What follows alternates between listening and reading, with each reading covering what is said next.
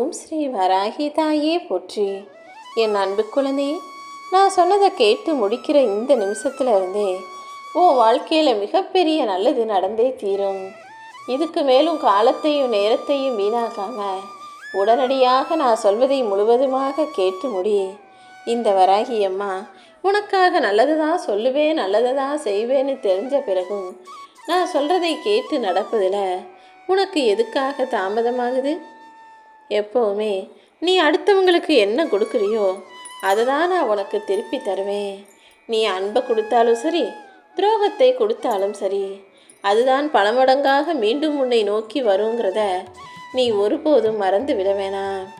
எப்போவுமே எல்லாரையும் நல்லவங்க நம்பிடுற, அதுக்கு பிறகு ஏமாந்து போன பிறகு சரி இவங்களையா நம்ம நம்பணும், இத்தனை நாளாக நம்மளை எப்படிலாம் ஏமாத்திருக்காங்கன்னு அதுக்கப்புறமா உட்காந்து சிந்திப்பதால் ஏதாவது பலன் இருக்குமா?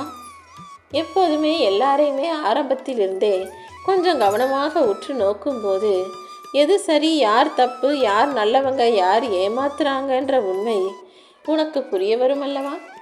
யாராவது எதாவது சொன்னாங்க அல்லது செஞ்சாங்கன்னா உடனே பேராசைப்பட்டு அவங்கள முழுசாக நம்பிடாமல் இந்த உலகத்தில் ஒரு மனிதனை ஏமாற்றுவதற்கு அவனது ஆசையை தான் முதல்ல தூண்டி விடுவாங்க. நம்மளுக்கு ஆசையை உண்டாக்கி ஏமாத்துறாங்களோன்ற அந்த எண்ணம் எப்போதுமே உனக்குள்ளே இருக்கட்டும். நான் சொல்லக்கூடிய இந்த ஒரே ஒரு விஷயத்தை உன் வாழ்க்கையில் ஞாபகம் வச்சுக்கோ. எந்த மனிதனும் அடுத்தவங்களுக்காக நான் அதை செய்கிறேன், இதை செய்கிறேன், சும்மா தர்றேன் அல்லது அள்ளி அள்ளி கொடுக்குறேன்னு சொன்னால் ஒரு விஷயத்தை யோசி. ஒரு மனிதன் தனக்கு லாபம் இல்லாமல், தனக்குன்னு காசு பார்க்காம, தனக்குன்னு சம்பாதிக்கணும்னு நினைக்காம அடுத்தவங்களுக்கு எதையாவது சுலபமாகவோ சும்மாவோ கொடுப்பாங்களான்னு மட்டும் யோசி. எந்த மனிதனும் இப்போதைய இந்த கலியுக காலத்தில் ஒரு பைசா லாபம் இல்லாமல் ஒன்றையும் செய்யவும் மாட்டாங்க, பேசவும் மாட்டாங்கன்றதை நீ தெரிஞ்சுக்கணுமேன்னு சொல்லவே. யாராவது எதையாவது சும்மா கொடுக்குறாங்க, அள்ளி தர்றாங்க அல்லது உதவி செய்கிறாங்கன்னா ஒரு முறைக்கு இருமுறை யோசிச்சுட்டு அடுத்த அடியை எடுத்து வை. இந்த வராகியம்மா இப்போது உனக்கு சொன்னது ஞாபகம் வச்சுக்கிட்டீங்கன்னா இனிமே நீ யாரையும் ஏமாந்து போக வேண்டிய அவசியமோ, யாரும் துரோகம் செஞ்சுட்டாங்கன்னு வருத்தப்பட வேண்டிய சூழ்நிலையோ உண்டாகாது அல்லவா?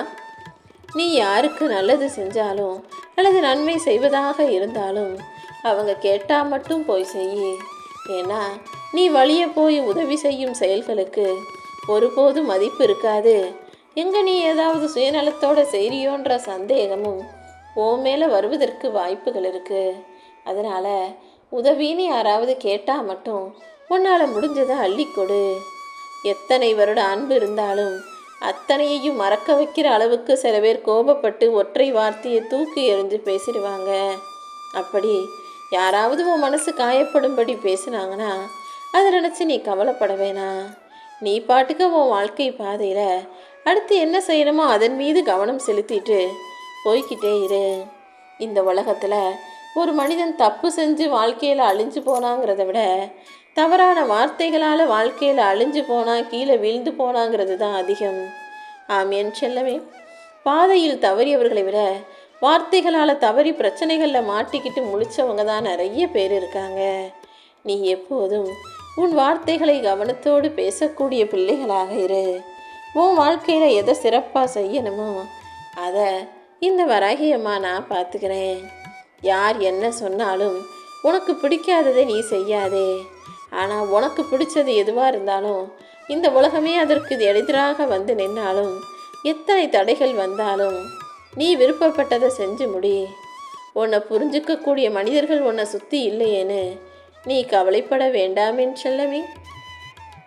உன்னை புரிஞ்சுக்காதவங்க கூடிய சீக்கிரம் உன்னை புரிஞ்சுக்கும்படி நான் அற்புதங்களை செய்கிறேன்.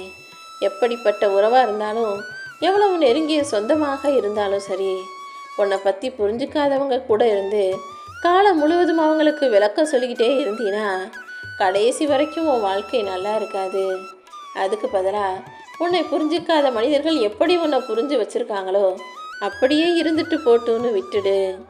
காலப்போக்கில் எல்லாம் தானாக சரியாகும்படியும் அவர்களுக்கு உன்னை பற்றிய புரிதல் உணர்வு வரும்படியும் இந்த வராகியம்மா நான் பார்த்துக்கிறேன். எவ்வளோ கஷ்டம் வந்தாலும் நீ பயப்பட வேணாம். நான் உன் கூட உனக்கு துணையாக இருக்கும்போது முடியாததையும் முடித்து காட்டி பல அதிசயங்களை உன் வாழ்க்கையில் நடத்தி காட்டுவேன்.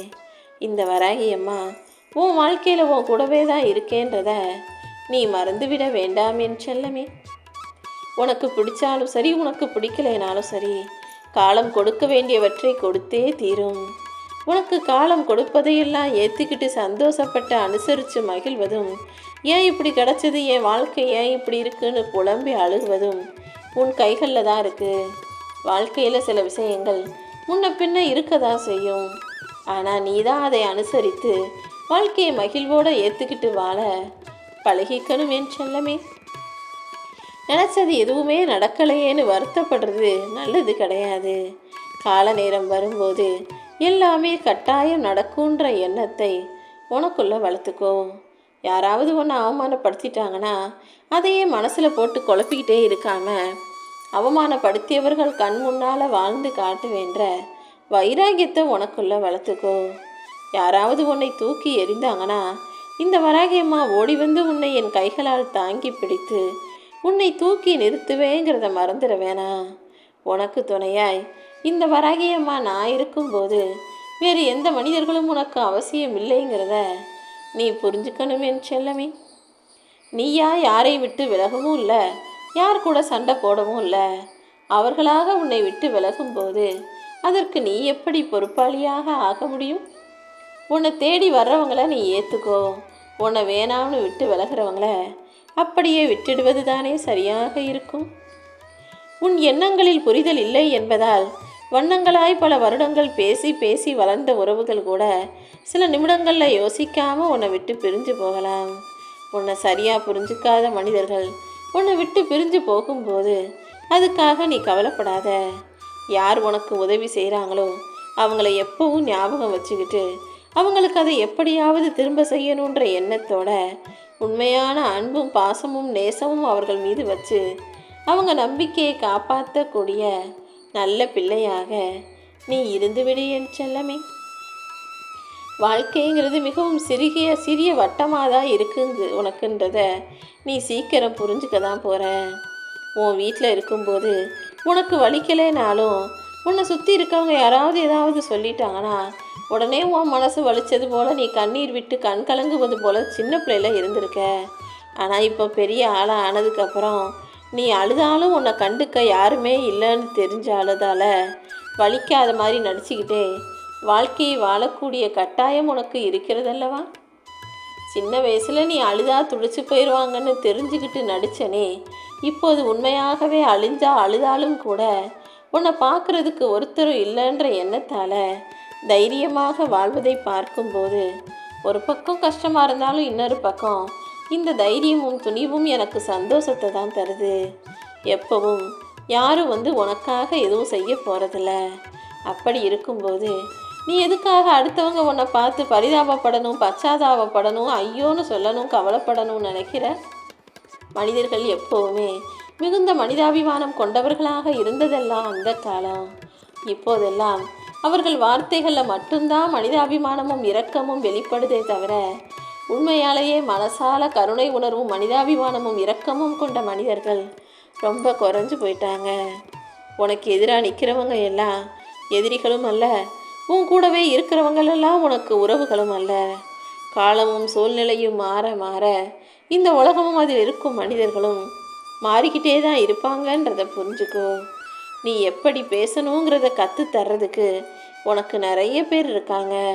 ஏன் பேசாமல் இருக்கணுங்கிறத வாழ்க்கை மட்டும்தான் உனக்கு கற்றுத்தரும். முடிஞ்ச அளவுக்கு எப்போதும் எல்லாரிடமும் அளவான வார்த்தைகளை அளவோட அன்போட பேச கற்றுக்கோ. எல்லாருக்கும் எல்லா சூழ்நிலையும் சரியாக அமைஞ்சிடாது. ஆனால் எந்த சூழ்நிலையும் உன்னை விட்டு கொடுக்க மாட்டேன், உன் கூடவே இருப்பேன்னு உனக்கு துணையாய் ஒருத்தர் அமைவது என்பது மிக பெரிய வரம்தான் என் செல்லமே.